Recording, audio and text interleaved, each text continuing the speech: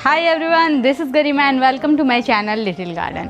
काफ़ी सारे लोगों ने मुझे कमेंट बॉक्स में लिखा और बहुत सारे लोगों का ये क्वेश्चन आया कि लोटस टब में एल्गी फॉर्मेशन होता है तो उसके लिए क्या करें। तो चलिए इस टॉपिक पे थोड़ी सी बात करते हैं, लेकिन उससे पहले आप लिटिल गार्डन को सब्सक्राइब कर लीजिए और बेल आइकन को ज़रूर प्रेस कीजिए ताकि आपको आने वाले नोटिफिकेशन के अपडेट्स मिलते रहें। तो सबसे पहले ये जानते हैं कि एल्गी होता क्या है। एल्गी जो होता है सिंगल सेल प्लांट्स होते हैं। इनमें ना ट्रू स्टेम्स होती है ना ही ट्रू लीव्स होती हैं। कुछ एल्गी में स्टेम लाइक स्ट्रक्चर भी मौजूद होते हैं लेकिन वो रियल नहीं होते, वो बस उनका एक फॉर्मेशन टाइप होता है।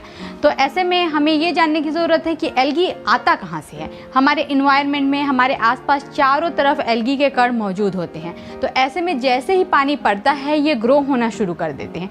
एक बढ़िया इन्वायरमेंट पाने के बाद एल्गी हर दिन कई गुना अपने आप से ज़्यादा बढ़ सकता है। ऐसे में जानने की ज़रूरत है कि क्या हम एल्गी को 100% अपने पॉन्ड से गायब कर सकते हैं। जवाब है नहीं। आप चाहेंगे भी तो भी एल्गी 100% आपके पॉन्ड से नहीं जाएगा। लेकिन यहाँ कुछ ऐसे मेथड्स हैं जिससे आप एल्गी को बहुत हद तक रिड्यूस कर सकते हैं और आपको वही मिलेगा जो आप चाहते हैं, यानी कि क्रिस्टल क्लियर वाटर। तो चलिए जानते हैं उन मेथड्स के बारे में जिससे आप एल्गी का रिडक्शन कर सकते हैं। आइए, पानी है वहाँ एल्गी तो फॉर्म होगा ही, लेकिन अगर आप कुछ बातों का ध्यान रखेंगे तो एल्गी का जो फॉर्मेशन है वो कम हो सकता है। जैसा कि आप इस एक्वेरियम में आप देख पा रहे होंगे, अगर ठीक आप यहाँ पे देखेंगे तो पानी बिल्कुल साफ़ है। ये देखिए मेरी उंगलियाँ भी दिख रही है पानी के अंदर। और अगर आप ग्लास के इस तरफ देख पाएंगे तो आपको पता चलेगा कि बहुत सारी ग्रीन एल्गी यहाँ पे फॉर्म हो रही है। ये देखिए पूरा एल्गी से भरा हुआ है मेरा। तो एल्गी को फॉर्म होने में 3 फैक्टर्स बहुत इंपॉर्टेंट होते हैं। पहला होता है कार्बन डाइऑक्साइड, सेकंड फैक्टर है सनलाइट और थर्ड फैक्टर है न्यूट्रिएंट्स। पहले बात करते हैं कार्बन डाइऑक्साइड की। अगर आप अपने एक्वेरियम में कोई भी फिश रखते हैं तो वो कार्बन डाइऑक्साइड एग्जिबिट करती है और इस टाइम पे एल्गी को बहुत ही मात्रा में जब कार्बन डाइऑक्साइड मिलता है तो ये बहुत ज़्यादा बढ़ती है। तो पहला आपको ऑक्सीजन की सप्लाई किसी भी जो आपके एक्वेरियम है उसमें बढ़ानी होगी।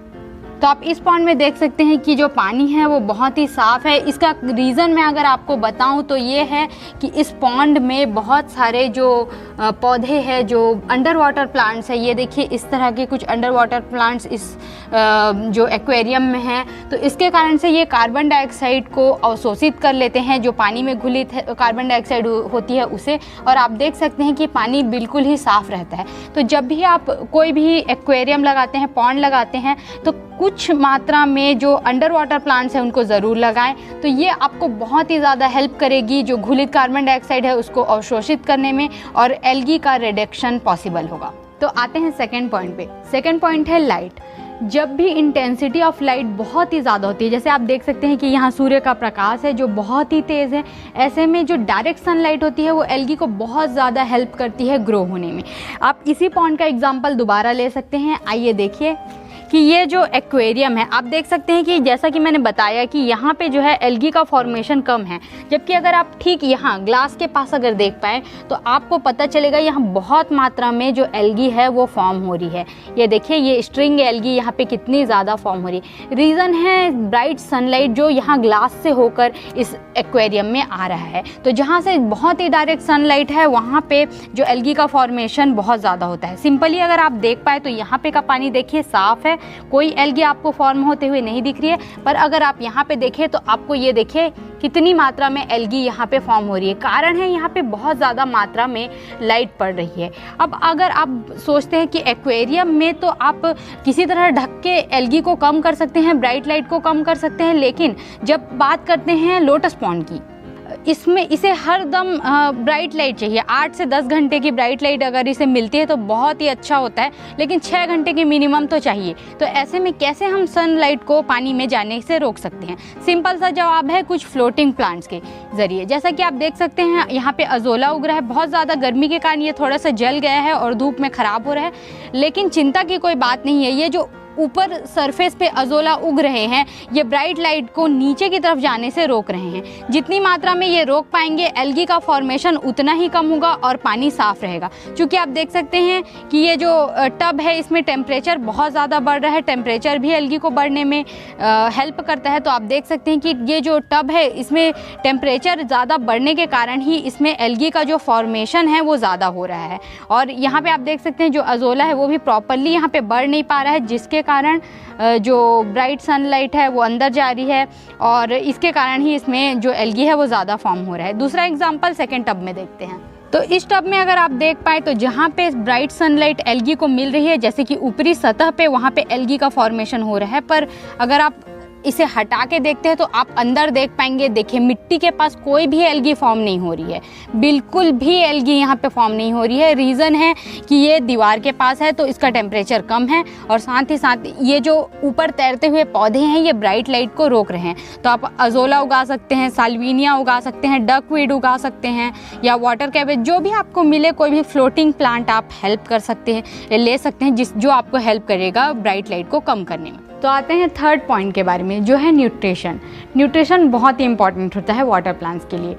जब हम पौधों में यानी कि वाटर प्लांट्स में न्यूट्रिशन ऐड करते हैं तो उनका ग्रोथ बहुत अच्छा होता है, पर यही चीज़ हेल्प करती है एल्गी को ग्रो करने में। तो हमें ऐसा क्या करना चाहिए कि हमारा पौधा अच्छे से बढ़े, उसे प्रॉपर न्यूट्रिएंट्स मिले पर एल्गी फॉर्म ना हो।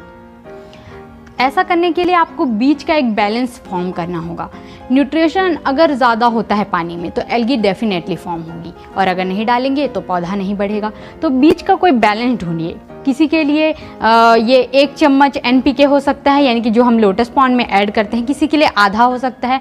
तो आप सनलाइट और कार्बन डाइऑक्साइड और बाकी सारी फैक्टर्स को नज़र रखते हुए न्यूट्रिशन को उसमें ऐड कीजिए। इतना ही डालिए कि एल्गी फॉर्म ना हो और आपका पौधा जल्दी बढ़े। अगर आप बहुत ज़्यादा न्यूट्रिएंट्स ऐड करते हैं, ये उसी तरह है जैसे आप किसी आदमी को बहुत सारा खाना एक साथ दे देते हैं। इंसान तो उतना ही खा पाएगा जितनी उसकी कैपेसिटी होगी। आपका प्लांट भी उतना ही न्यूट्रिशन एब्जॉर्ब कर सकता है जितना कि उसकी कैपेसिटी है। तो बहुत ज़्यादा न्यूट्रिशन ऐड करना ना सिर्फ पौधे को नुकसान पहुंचाता है बल्कि एल्गी को फॉर्म करता है। अगर आपके पौधे को न्यूट्रिएंट्स की ज़रूरत नहीं है, वो हेल्दी अपने आप ही बढ़ रहा है, तो न्यूट्रिशन ऐड मत कीजिए। जैसा कि आप इस टब में देख सकते हैं, प्रॉपर न्यूट्रिएंट्स से ना सिर्फ ये पौधा बहुत अच्छे से बढ़ रहा है बल्कि जो एल्गी का फॉर्मेशन है वो भी बहुत ही कम है। यहाँ आप देख सकते हैं कुछ फ्लोटिंग प्लांट्स हैं, कुछ ये जो लोटस के जो पत्ते हैं वो भी धूप को रोक रहा है।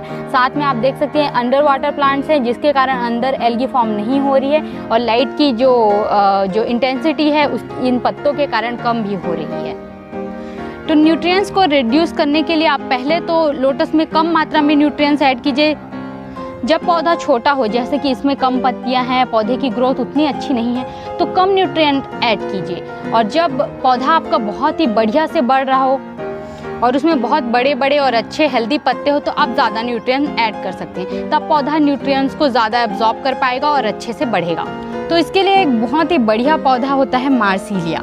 तो मार्सिलिया का जो पौधा होता है ये एक्सेस न्यूट्रिएंट्स को एब्जॉर्ब करता है और पानी को साफ करता है। इसी कारण आप देख सकते हैं मेरे मैक्सिमम वीडियोस में मार्सिलिया का जो पौधा होता है वो ज़रूर एडेड होता है। मेरे हर पॉड में ये ज़रूर होता है। दूसरा चीज़, ये इंडिकेशन भी देता है जब ये बहुत अच्छे से बढ़ रहे होते हैं तो वाटर क्वालिटी बहुत अच्छी होती है, सनलाइट अच्छा होता है, हर चीज़ एकदम परफेक्टली चल रहा होता है। जैसे ये पीले होके मरने लगते हैं या ख़राब होने लगते हैं, मैं समझ जाती हूँ कि कोई तो गड़बड़ी है मेरे इस लोटस टब में। तो इस कारण से ये एक बहुत ही बढ़िया इंडिकेटिंग प्लांट के रूप में भी काम करता है। तो इनमें से कोई एक या फिर तीनों फैक्टर आपके पॉन्ड के एल्गी को बढ़ा रहे होंगे। ये आपको डिसाइड करना है कि किस फैक्टर को आपको कम या ज़्यादा करना है, क्योंकि एल्गी का जो फॉर्मेशन है वो हर टब के लिए अलग अलग होता है। तो बीच का जो बैलेंस है वो आपको ढूंढना पड़ेगा। कैसी लगी आपको ये मेरी वीडियो, आप मुझे कमेंट करके ज़रूर बताएं। मैं हर एक कमेंट पढ़ती हूँ और आपके सपोर्ट के लिए बहुत बहुत thank you. Thanks for watching. Do like, share and subscribe. मिलते हैं नेक्स्ट वीडियो में।